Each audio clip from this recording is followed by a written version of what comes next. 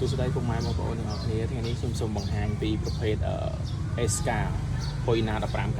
1593សូមបង្ហាញតបតបមកឥឡូវយើងចាប់ដើមបើកតេឡេមកអូខេនេះយើងបើកវាមកអូខេសលេងវាពិតជាមែនតើបងប្អូន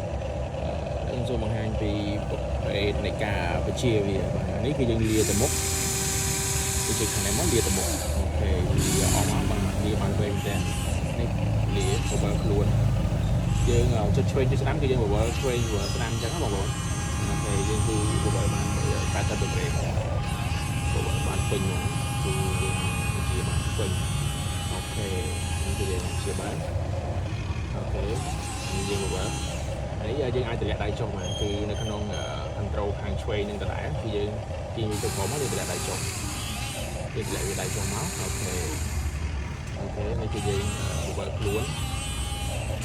លាដៃអូខេយើងបបលខ្លួនជីកមកយើងអាចកម្លាំងវាពិតជាខ្លាំងណាស់បងប្អូនយើងទម្លាក់ដៃចុះដើម្បីយើងកាយអញ្ចឹងបងប្អូនអូខេយើងលាវាអស់មកសម្រាប់ជួយចាប់ទៅខាងមុខទីចុះ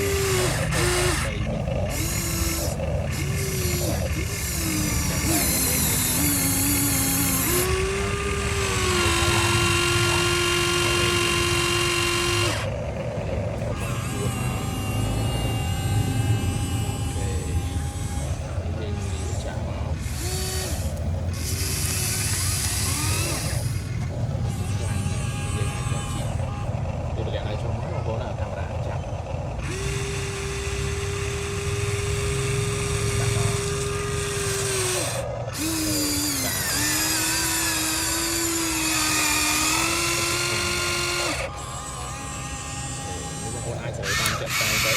ឡានបងប្អូនដែលមានការចាក់ហ្នឹងមកយើងដាក់លើឆ្ងាយទៅ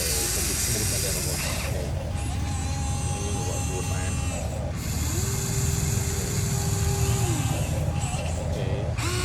លើកដៃចុះលើកលាដៃចុះលាដៃឡើងទៅអូ